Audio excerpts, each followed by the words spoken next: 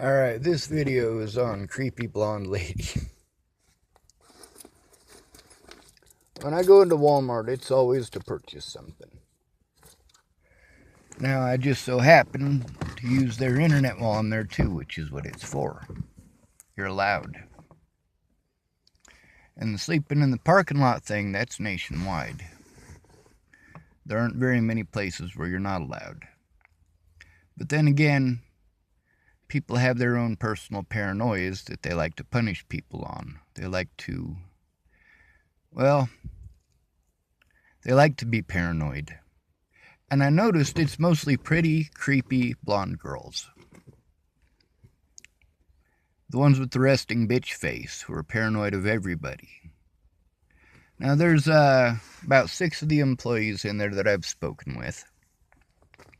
Actually, not really a conversation, but an employee there named David, he likes talking to me. He likes my jokes. And there's another lady who, she's also wearing a manager vest. She's usually there during the days. She was there this morning when I went in. She's always very pleasant. But that blonde lady, yeah, she has been giving me the heebie-jeebies. See, I go in there at night. There's not very many people in there, so it's a lot more comfortable for me to go in. But it's also the fact that I'm having a panic attack, you know? I mean, I don't have anybody to talk to. I've been pretty devoid of people to talk to for about 3 years, over 3 years now. And that really does drive somebody fucking crazy. So when I say I need somebody in person, it's difficult to explain that to people that, yeah, it's nice to have a decent conversation once in a while. But when you go over to your friends' houses and they're all too busy with their own thing, or they're having conversations of their own, and really you're not any part of it, you don't know what the hell they're even talking about, or they're talking about stuff that has nothing to do with you. You can't really put any input on it because like they're talking about bills, or maybe they're talking about their favorite video game. A lot of people like to do that. But that blonde lady, like, I went in there and I bought a USB stick. And when I went in to buy the USB stick, she wanted to come talk to me. She was like, what was it she said exactly? I can't remember exactly what it was she said. But that's the thing, like, between sitting in my vehicle and waiting on cops to come harass me anywhere else in the city, because they will, and going to Walmart where it's a reasonably safe place, going to Walmart's a better option. Now, a lot of the stuff that I'm paranoid of, it's from experience. The stuff with the pretty blonde girls, that's something that, when I say pretty words, I'm talking about very specifically pretty blonde girls for the most part. If a pretty blonde girl is paranoid, you're creeping people out. Well, how so? But it's the pretty blonde girl, and she's got a manager's position. And they tend to hire the pretty ones for the manager positions. Not Walmart. Not necessarily, but a lot of places do. How high you can climb up the social ladder is dependent upon how you look. And that's not always true everywhere, but it is in a majority of the businesses. See, we're not talking about Walmart's hiring practices necessarily, but the hiring practices of the person who's doing that hiring, who may work for Walmart. But because that blonde girl has her own paranoia and her own bias, she's more important of a human being than I am. Plus, she's a manager at the Walmart. So, she's more important of a human being than I am. She has more of a say-so. Now, if you guys noticed, the video that I made last week when I got here, that officer was telling me I'm not allowed to park in any of the parks or in any of the parking lots or any of the this and any of the that. And that really does start getting to me, you know. I mean, over time, it's move on, move on, move on, move on over people's paranoia. By the time that shit happened in Virginia, like Natalie and Maddie were about the only friends that I had. They were about the only people who talked to me. And then there was Alicia, and I talked to her every day. It was great, you know, having somebody finally that I could speak with. But that's the thing. People don't understand panic attacks, and they think their little meager panic attack is the same. It's not.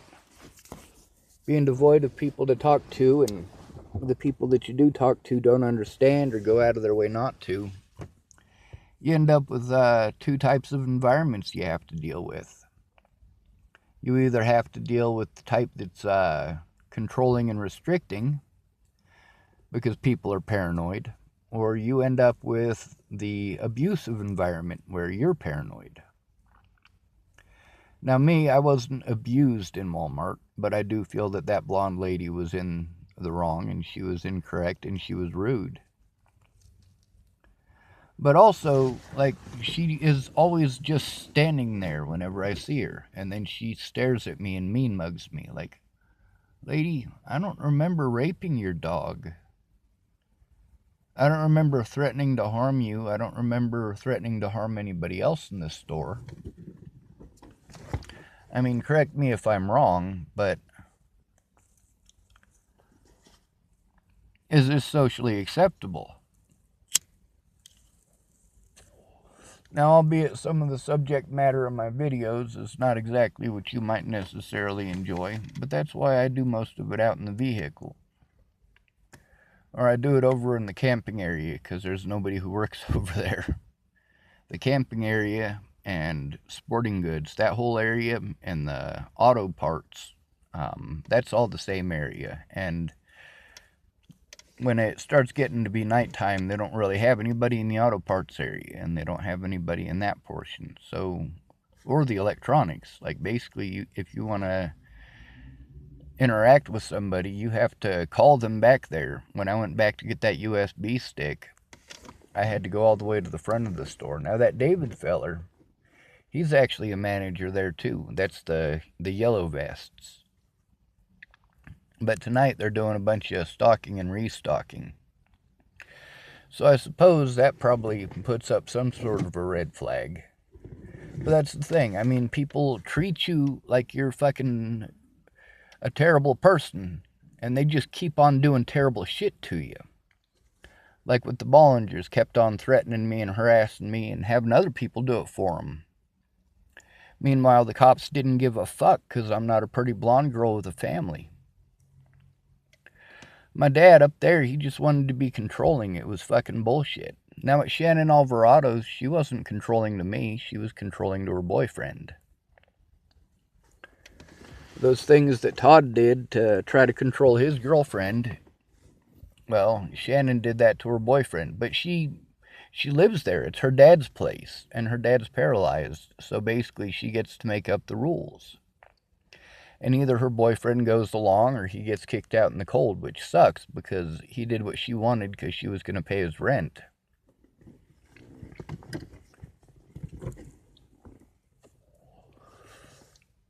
Now, there's a lot of people that mean mug me. I get pretty used to it. I mean, I'm not a pretty feller. And I have a lot of quirks. But the point is, it's not okay for me to do these things back to these people, but it's okay for them to do it to me. Now, I believe that serial killers, most of them have to go through bullshit like this. See, I wouldn't have to worry about having to deal with all this in public if I had my own place. And I did have my own place back in November of 2017. But everywhere I go, I gotta worry about getting fucking harassed by somebody. And most of my friends are too broke to take me in, or they have their own abusive bullshit they gotta deal with. And me, I'm not allowed to say that or I'm a bad person. Meanwhile, this is the stuff that gives me panic attacks. Being in an abusive environment, being in a restrictive environment where I can't do the things that I need to do. Or people have expectations of me that I can't fulfill, but they want me to jump through these hoops in order to get help that they promised, and then they don't fulfill their end of the bargain.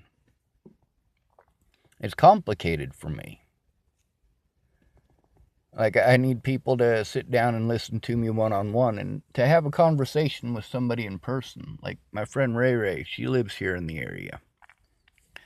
And I just got on Facebook. Even though I'm on a ban, I can still look at the messenger.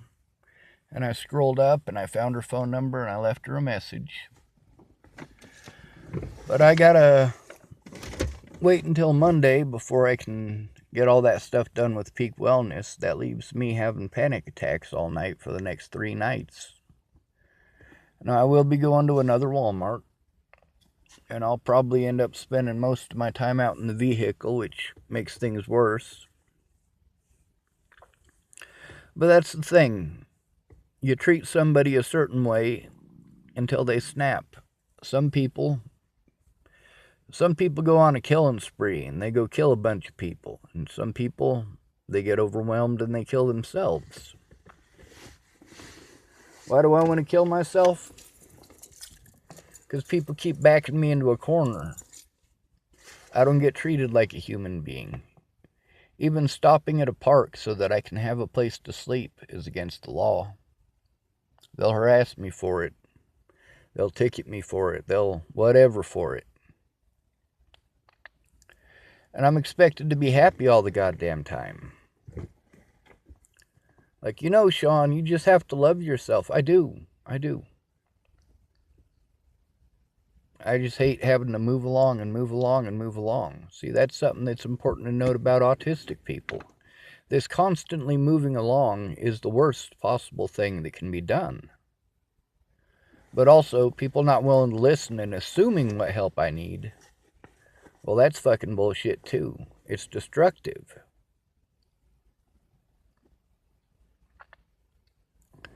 Like, you can ask any of them people that I grew up with. I ain't a thief. You could leave $1 million on the table. I ain't gonna touch it. But then, there's the fact that I have stolen in my lifetime. I stole a pack of cigarettes from my mom when I was 12. When I was at my Aunt Mary's, I tried to kill myself with her insulin. And it made me feel about 40,000 degrees. So I stole a bunch of the change in her change container to go buy sugar. I was totally craving sugar.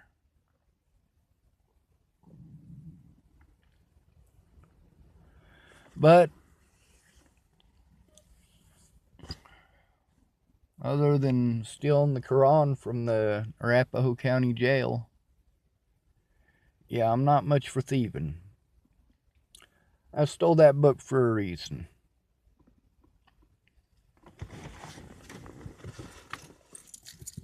Try to justify all the bullshit that they put me through. Now, if I can't find a place where I can sit down and work on all my legal stuff without getting harassed, I'm screwed. That's the thing about being stuck out in the open without the resources, without the internet, without a printer. I make videos because I'm stuck having a panic attack. When I'm not having a panic attack, I'm busy doing stuff. Problem is, I'm always having a panic attack now. And instead of doing something about it, they punish me for it. Now, that lady in Walmart, don't get me wrong, I'm sure she's a wonderful human being to somebody. But it's the fact that the first time that I saw her, she was mean-mugging me. I hadn't made a video in there. I hadn't done anything except walk in and make a purchase and walk out. But see, people get these creepy vibes. And what are their creepy vibes based off of? They're based off of looks. She looked at me and decided she didn't like me. And that's when she started following me around the store. And although I didn't do anything wrong to her, and I definitely didn't run into anything as far as problems with the customers, it matters what that pretty blonde girl thinks. And she's in a position of power. Just like that officer. He was kind of a fucking dick about it, wasn't he? He gave me the heebie-fucking-jeebies, too.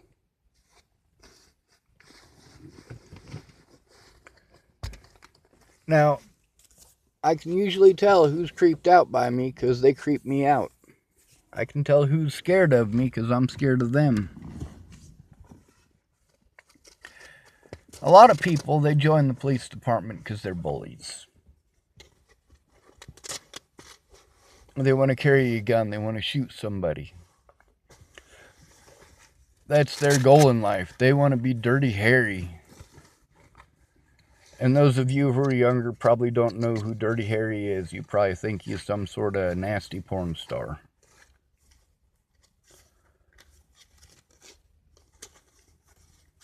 But between having an altercation with those people and moving along, I move along. I always move along. Now, there's a lot of restrictive places. Anytime you got to deal with the government, you got to deal with government restrictions. Anytime somebody has a government grant, you got to deal with government restrictions. Basically, all the paranoid stuff because somebody might do something. Meanwhile, the things I'm paranoid of are from people actually doing things. Like my dad, for example. Him being an abusive asshole. I had to be paranoid of that. I hoped he toned down in his old age, but he hasn't. He just assumes he's right. And if I try to speak, he talks over me. But it's different than Shannon talking over me, because Shannon talks over me because she's drunk. She says the same thing over and over and over and over again. And then you explain to her why it's not a happening thing, and she just keeps talking over you explaining it. Saying the same thing. You should go to the library. You should go to the library. Have you tried the library? Yes, Shannon, I tried the library the first 30 times that you said that. It got old. But that's the thing. I'm punished by people's assumptions. And that's why when I don't have the ability to speak with them, and I have to deal with their typing, well, we have issues, because I can read their assumptions in their typing. You have to love yourself. Well, that's an assumption that I don't love myself. But that creepy Walmart lady, yeah, she creeped me out from the start. Now, I don't go in there to steal stuff. I go in there to make actual, genuine purchases. I go in there to actually do something useful. I utilize their internet, and I do make videos, but there's no customers nearby when I do. Matter of fact, last night, I don't think there was any customers for about an hour and a half. That's not to say there were no customers in the store, it's just I never really encountered any.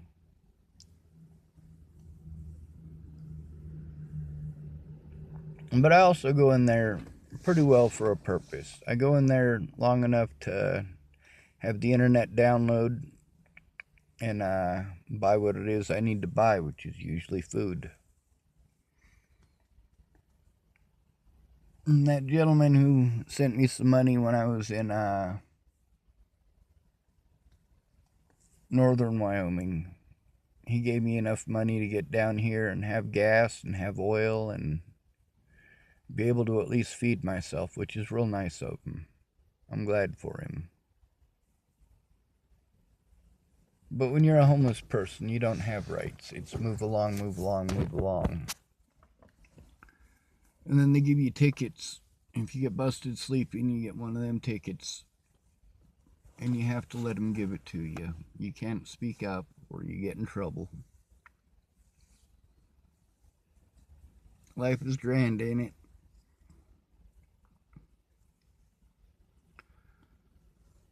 That's another thing.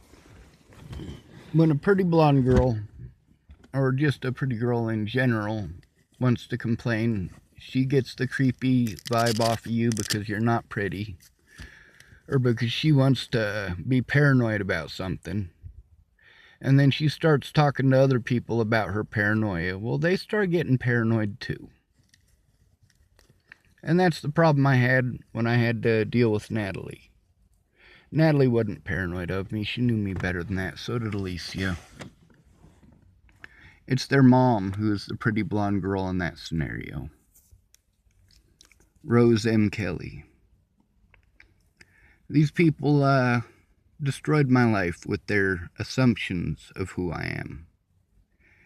And these people grouped up and did terrible shit to me. Evil things. Not just mean-hearted, but straight up evil. And they protected the predators. And yeah, I take issue with that. I always will. You want the pretty girl. You don't care that she's a fucking cunt. You want the pretty girl. And her opinion matters more than anyone else's because she's the pretty girl. And although the law is written a certain way, it's twisted based on what the pretty girl thinks.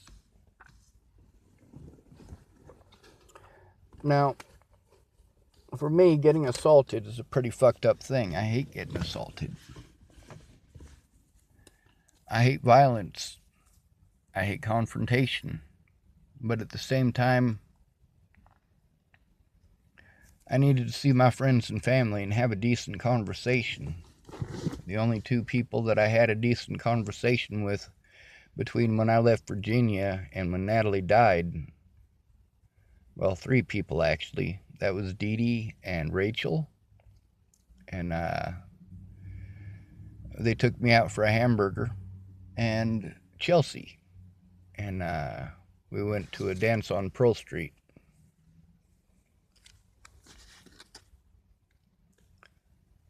I suppose I ought to waste some more of my gas and some more of my oil trying to get to the other Walmart. So I'm going to download this video for you and then I'm going to head out.